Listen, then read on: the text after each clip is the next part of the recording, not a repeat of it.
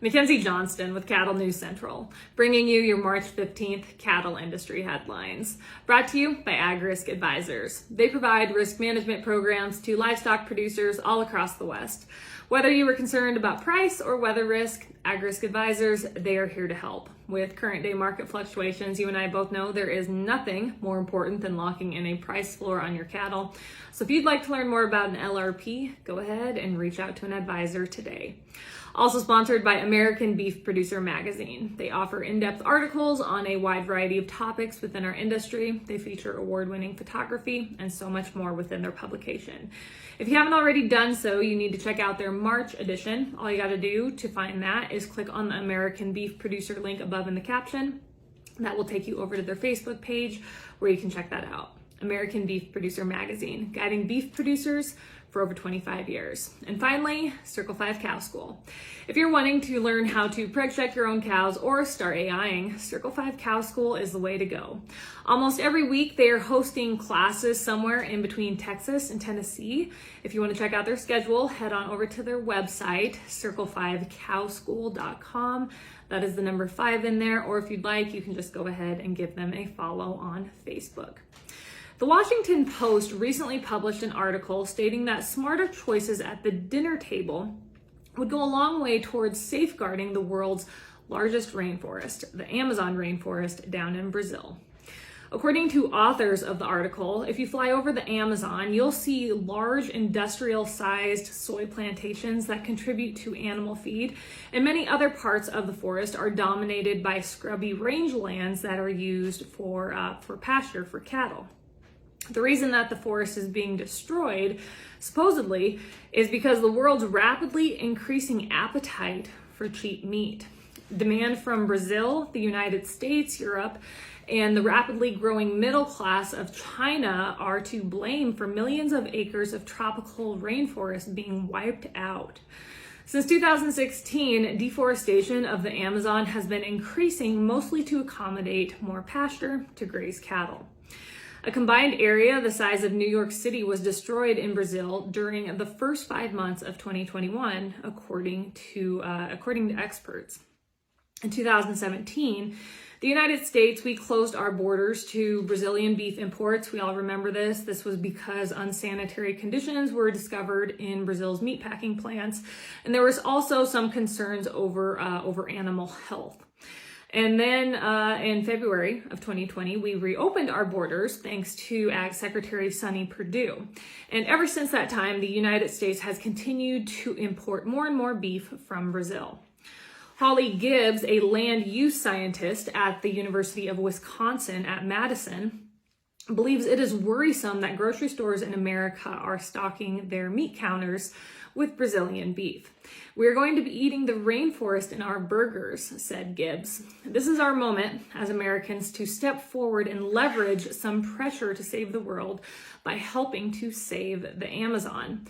Gibbs said that consumers need to be aware of where their food originates from. They also need to know if the products they are buying are sustainable. A recent study showed that as the rainforest continues to disappear, farmers and ranchers in Brazil will most likely have to deal with a less predictable rainfall pattern, more drought, and higher temperatures that will negatively impact their crops and livestock. To avoid all this, there are strict laws on the books down in Brazil that bans deforestation in the Amazon rainforest, but these laws are frequently ignored. And as you would expect in Brazil, local officials who are expected to enforce these laws are paid off by land grabbers or wealthy landowners.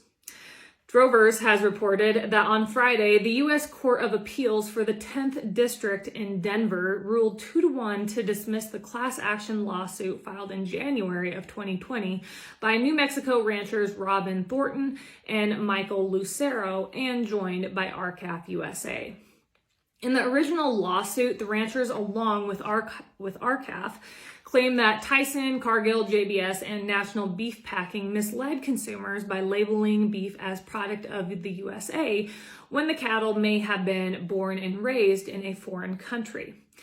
At issue are USDA rules that allow the product of the U.S.A. label to be used when the foreign meat is further processed by U.S. meatpacking companies.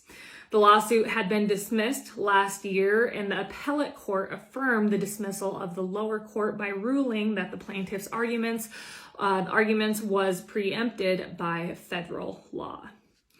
Drovers has also reported the most recent U.S. drought monitor was released this past Thursday, and as many of you saw, it contained even more bad news for all of us in agriculture. The map showed more than 61% of the contiguous United States is in some classification of drought. That is the largest percentage of drought classification that we have seen since 2012, and I'm sure you all can remember the drought, the severe drought that we saw back in 2012. In the last month alone, the percentage of the continental United States in drought has increased from 55% to more than 61%, an increase of almost 171,000 square miles, an area larger than the size of California. When you compare the drought map to a map of beef cow inventories, the drought is affecting roughly 80% of the nation's herd. This is incredibly alarming considering that we are only halfway through March. In the past year, the United States beef cow herd has declined by 719,000 head. And the way things look right now, that number will continue to grow if the drought continues to worsen. Finally, National Beef Wire has reported that on March 8th in Sioux County, Iowa, a new 2022 state record was set as 38 acres were sold for $23,000 an acre, or $24,498.60 per tillable acre. As we all have witnessed, farmland prices have been increasing over the last year. The market is up over 35% compared to this time last year. That is all I have for you guys this morning. I hope you all are having a great week. Have yourself a terrific Tuesday. I'll catch you later.